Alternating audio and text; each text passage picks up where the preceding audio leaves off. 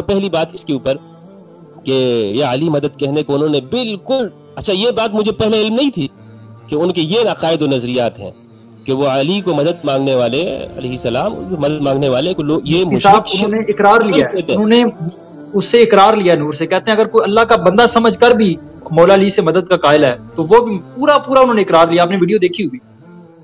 جی جی جی. اس لیے اس چیز کے اوپر مجھے انتہائی جو چیز دکھ ہوا کہ یہ جو رویہ ہے یہ انتہا پسندانہ رویہ ہے، تکفیری رویہ ہے، اور امت مسلمہ کی اکثریت کو مشرک ڈکلیئر کر کے یہ خوارج والا کام ہے.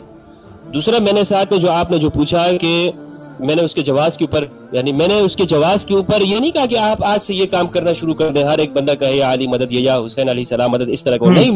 میں نے کہا کہ افضل اور اولا یہ ہے کہ آپ اللہ سے مدد مانگے ہر حال کے اندر، ہر حال میں آپ، لیکن اگر کوئی ایسا کرتا ہے تو شرک نہیں ہے. لیکن اگر کوئی کرتا ہے، حتیٰ کہ اگر کوئی شخص جا کے وہ قبر کا طواف بھی کر دیتا ہے، حتیٰ کہ وہ سجدہ بھی کر دیتا ہے، اس کو آپ شرک کا اطلاق نہیں کر سکتے. یہ بالکل قرآنی بات ہے، اصول ہے قرآن کا. اس لیے نہیں کر سکتے کہ اس طرح کا کام وہ دیگر شرائع کے اندر جائز رہا ہے. وَخَرُّوا لَهُ سُجَّدًا، حضرت یوسف علیہ السلام کے بھائی ان کے لیے سجدے میں گر پڑے. اب مجھے بتائیے کہ قرآن مجید کیا یہ کر سکتا ہے جو کتاب التوحید ہے؟ اصل کتاب التوحید قرآن مجید ہے. کتاب التوحید ابن تیمیہ عبد الوہاب والی نہیں، اصل کتاب التوحید وہ قرآن ہے. اور اسی قرآن کے اندر یہ ہے کہ یوسف کے لیے ان کے بھائی سجدے میں گر پڑے. تو یہ بات شرک کو قرآن ایک زمانے میں جائز قرار دیتا ہو، معاذ اللہ اگر ہم یہ کہیں ان کی منطق کو، اور اگر یہ اور ابن تیمیہ الدمشقی جیسے لوگ اور محمد بن الوہاب جیسے اور ابن انجینئر صاحب جیسے لوگ اگر اتنے موحد ہیں، یہ یوسف کے زمانے میں ہوتے تو ان کے بھائیوں پہ بھی یہ فتویٰ لگا دیتے، یہ تو آج تم شرک کر رہے ہو، کیا کر رہے ہو، حضرت یوسف کے سامنے سجدے میں گر پڑ رہے ہو. تو جب قرآن نے اس چیز کو بیان کیا ہے تو اس کو ہم شرک نہیں کہہ سکتے.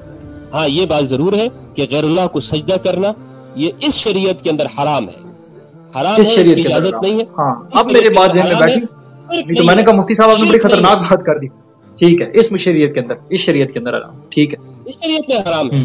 شرک آپ اگر آج کوئی کر دیتا ہے اپنے استاد کے، کوئی انجینئر صاحب کو اسٹوڈنٹ اٹھ کے ان کے پیر میں پڑ جاتا ہے تو یہ مشرک نہیں ہوگا.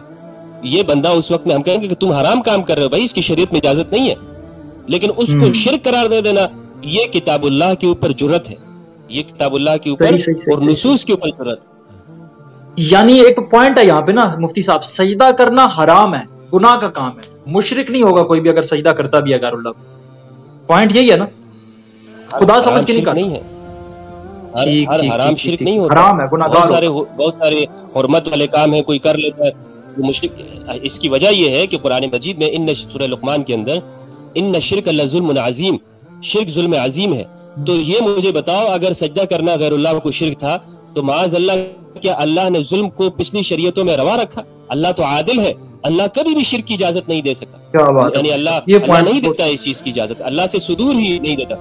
اگر یہ چیز شرک ہوتی تو اس کا مطلب ہے ظلم بھی ہے، اور شرک ظلم ہے تو پچھلی شریعتوں میں اللہ نے اس کو جائز کیسے قرار دیا؟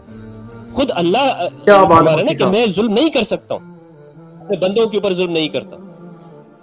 اس طرح سمجھنا ہے ہم نے میرے بھائی. یہ خوارج کی طرح جو ابن عمر نے کہا ہے کہ قرآن مجید میں جو آیات کفار کے اوپر اتری ہیں اس کو آپ مشرکوں کے بارے میں اتری انہیں آپ مسلمانوں پہ فٹ کر دو. بھائی انجینئر صاحب سے میرا سوال ہے یہ کوئی تک بنتی کوئی عقل ہے؟ آپ تو کہتے ہیں کہ بابے کوئی شے نہیں ہے، تو جب بابے کوئی شے نہیں ہے آپ ان کے عقائد کے ساتھ چمٹے ہوئے ہیں. قرآن کے عقیدے کی طرف آؤ نا. اور قرآن آپ بابوں سے، میں آپ کو کہتا ہوں انجینئر صاحب، بابوں سے جان اس طرح نہیں چھوٹے گی جس طرح آپ چھڑانا چاہ رہے ہیں. بابوں سے جان اس طرح چھوٹے گی کہ آپ اللہ کی کتاب کو واحد اللہ کی کتاب کو رہنما مان کر اہل البیت علیہ السلام کو اس کا مفسر مانیں. کہ اہل البیت علیہ السلام نے جو تفسیر کی، اہل البیت کے جو مواقف ہیں وہ، ورنہ آپ تو اگر آپ ختم نبوت کے عقیدے کو آپ کہتے ہیں کہ اس طرح تو وہ ڈیمیج ہوگا، آپ ہزاروں بابوں کے مقلد ہو گئے. اگر آپ صرف امام علی کو، تو آپ سے یہی کہتے ہو یہ ایک سجدہ جسے تو گناہ سمجھتا ہے، یہ 1000 سجدے سے آزادی دیتا ہے، نجات دیتا ہے. کس طور پر کہ علی کو امام مان لے؟ علی کو امام مان لیا. اب یہ سوال یہی باقی بچتا ہے نا کہ آج کے زمانے کے اندر، پھر آج کے دور میں ہم کس کو امام مانیں؟ آج تو امام ہے نہیں. شیعوں کے نزدیک تو وہ امام غائب کا عقیدہ ان کے ہاں، اور ہمارے ہاں تو ابھی وہ پیدا نہیں ہوئے. کس کو مانیں؟ میں نے اس پہ یہ سوال اٹھایا کہ انجینئر صاحب آپ یہ بتائیے کہ کیا امت نے پہلے امام کو قبول کیا ہے؟ आप 12 की बात तो तब आएगी कि जब अव्वल खलीफा को तस्लीम करने की बात आए। अव्वल खलीफा के साथ तो जंगें की गई है, उनको तो शहीद किया गया है, उनके ऊपर तो तकफीर की गई है, उस अव्वल खलीफा के ऊपर तो इत्तेफाक ही नहीं किया गया। और जब वो खलीफा बने तो लोगों ने जो है वो जिस तरह की हदीस अबू अय्यूब अंसारी रज़ियल्लाहु तआला अन्हु फरमाते मुस्तदरक के हाकिम की है, और इमाम अली अलैहिस्सलाम ने फरमाया कि रसूलुल्लाह सल्लल्लाहु अलैहि वसल्लम ने नाकिसीन, कासितीन और मारिकीन के साथ मुझे क़िताल का हुक्म दिया। तो नाकिसीन पैदा हो गए, कासितीन पैदा हो गए, मारिकीन पैदा हुए, तो अव्वल खलीफा के ऊपर इत्तेफाक नहीं है। आप वहां पे तो कबूल कर लें, मैं अपने आप को इस बारे में जरूर ये कह सकते हैं कि मेरे पास आज के इमाम के ऊपर दलील नहीं है, लेकिन पहले इमाम के ऊपर तो मेरे पास दलील क्या, पूरा अहादीस मुतवातिर मेरे सामने मौजूद है। उनसे अगर आप जान छुड़ाना चाहते हैं तो फिर बिस्मिल्लाह है, आप कीजिए बिस्मिल्लाह, और लोगों को लगाइए अपने अपने तेमिया हर्रानी के अकायद के पीछे या मोहम्मद बिन वहाब की अकीदों के ऊपर। जिस तरह आप कहते हैं कि वहाबियों की तौहीद तो बड़ी अच्छी है, तौहीद में वहाबी अच्छे हैं, इसके रसूल भी अच्छे हैं, और मेरा कॉन्सेप्ट मैं ऐलान करता हूँ इस बात का कि इससे पहले क्लियर ही नहीं था। आपने बड़ी कीमती बात कर दिया कि गुनाह में और शिर्क में आपने फर्क कर दिया कि उनके अकायद ये हैं कि अगर कोई ये कुछ करता है ना तो ये शिर्क में मुब्तला। आपने कहा कि ये गुनाह की हद तक आप इसको कह सकते हैं, इतना बड़ा फतवा आप किसी पे नहीं लगा सकते। और वो मिसाल तो बहुत ही ज्यादा बेहतरीन थी मेरे लिए, बड़ा मैं समझता हूँ कि मेरी पूरी जिंदगी का मकसद हल हो गया कि अल्लाह ने अगर पहली उम्मतों के अंदर सजदा करना जायज था तो फिर अल्लाह तो जुल्म करवाता रहा है, तो शिर्क तो जुल्मुल अजीम है। मतलब इतनी बेहतरीन मिसाल आपने दी कि मेरा कॉन्सेप्ट में यहाँ पे मैं इस तरफ नहीं जाना चाह रहा था, ठीक है, क्योंकि मैं लाइव बैठा हूं, मैंने तो सिलेक्टेड सवाल करने थे।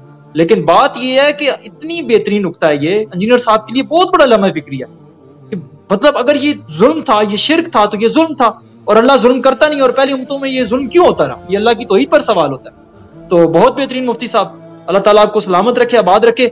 नूर भाई, आप कुछ मुफ्ती साहब से सवाल करना चाहेंगे, क्योंकि आप इंजीनियर साहब के पास तो गए थे, आप अब भी आप उनका अदब एहतराम करते हैं, मुफ्ती साहब भी करते हैं, कोई बात ऐसी जो आप मुफ्ती साहब से पूछना चाहें या कहना चाहें तो जरूर।